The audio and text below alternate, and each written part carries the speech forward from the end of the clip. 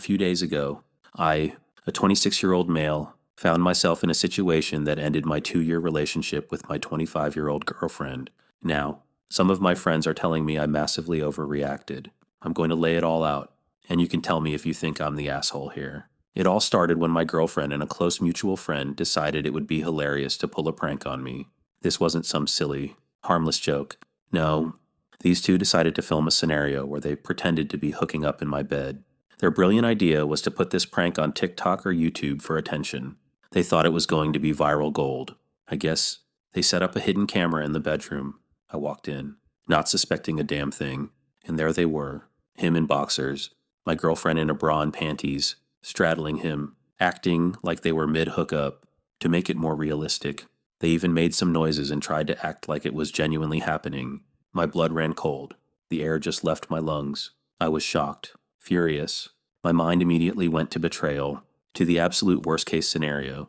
This wasn't a prank. This was a goddamn heart attack. I confronted them, my voice probably shaking with rage, because in that moment, I genuinely thought I was watching my life fall apart. I didn't stick around for an explanation. I turned on my heel and started walking out of the house. I just needed to get out of there, to breathe, to figure out what the hell just happened. They followed me, screaming, it was just a prank, and then, as if that would fix everything, they pulled out the video they'd been recording. It didn't matter, not one damn bit. The image of them, half naked, faking an intimate moment for social media views, was burned into my brain. It felt like a deliberate attempt to hurt me, all for their own kicks and, of course, for the recording. These narcissists needed their social media attention, and they didn't care who they stomped on to get it. To be honest, I felt completely betrayed, not just by the idea of the prank itself, but by how far they went, getting undressed to film it.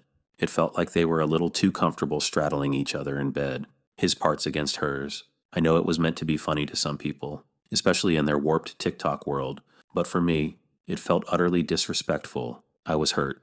The whole thing felt like a violation of trust, even if they claimed they weren't actually cheating. How the hell could I even trust that? They weren't making out, and his dick wasn't in her mouth, but she was stripping down, half naked, grinding on him. That's a line, and they charged right over it without a second thought.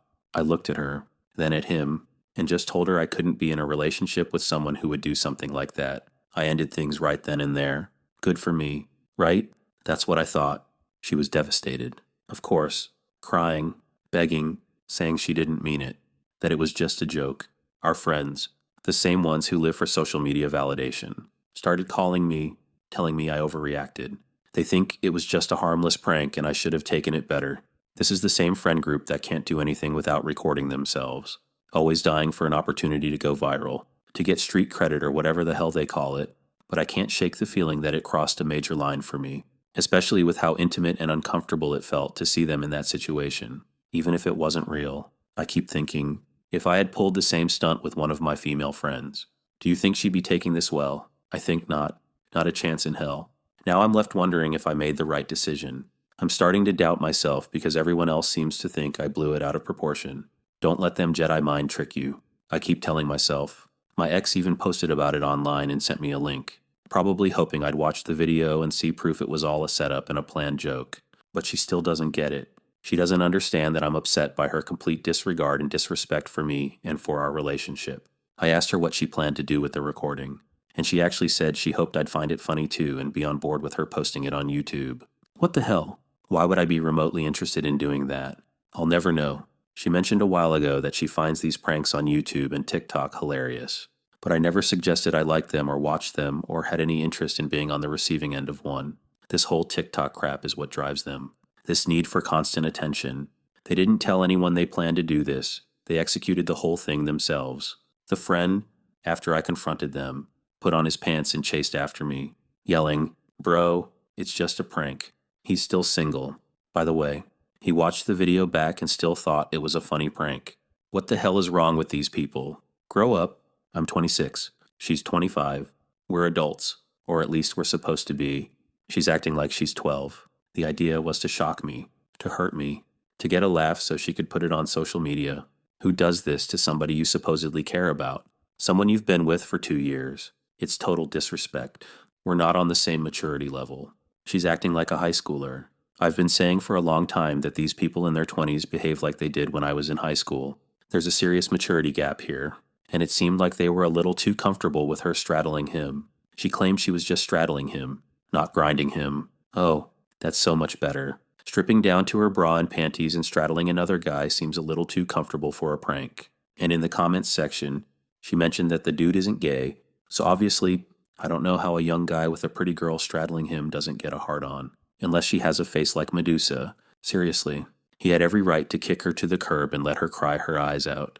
And all the friends taking her side, saying he overreacted. Kick them to the curb too. You don't need them. They're a bunch of children as well. Every so often, you've got to do a spring cleaning of your social circle. When people clearly show they're not on your side, when they're not good friends, not good family, kick them out. Life's too short. Otherwise, they will drag you down.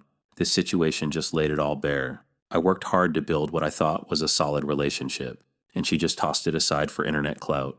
My career has been picking up. I've been putting in extra hours, trying to get ahead. And this is the kind of drama I come home to. It affects everything. My sleep has been shot since then. I've been more irritable at work. It just drains you, physically and mentally. I've always been the type to think things through, to give people the benefit of the doubt. I try to be logical, even when emotions are running high, and that's probably where I made my first mistake. I ignored some red flags early on. She was always glued to her phone, obsessed with how many likes she got, how many followers. I just brushed it off as a generational thing, something I didn't fully understand. I thought, she's different from the others. She's loyal to me. I believed her when she talked about how terrible her exes were, how they never understood her.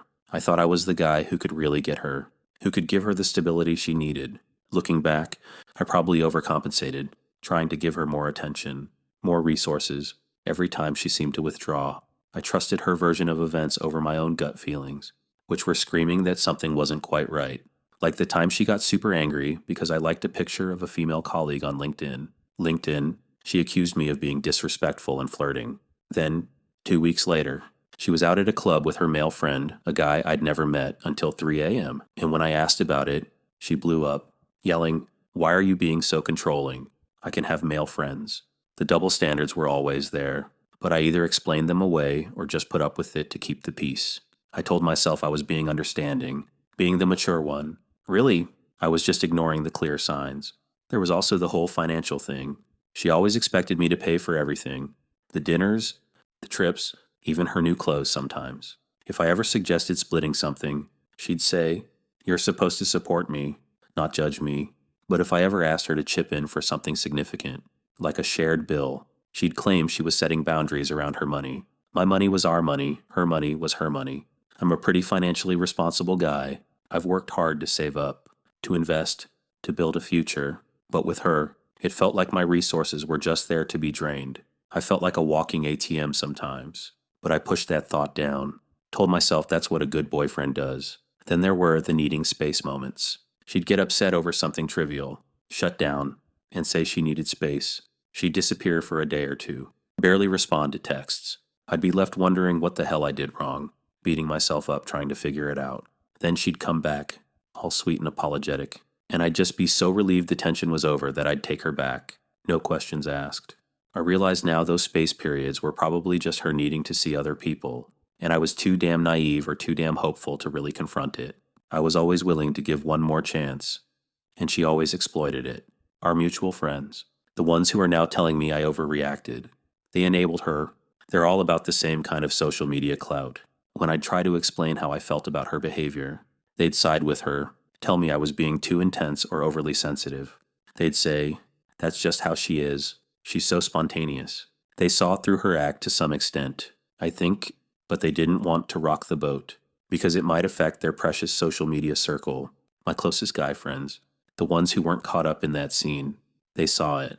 They'd give me these looks, these quiet warnings, but I was too deep in it, too committed to the idea of us to listen properly. I even suggested couples therapy once, thinking it could fix our communication issues. She laughed at me, said, "You're making me feel unsafe right now," suggesting I need therapy.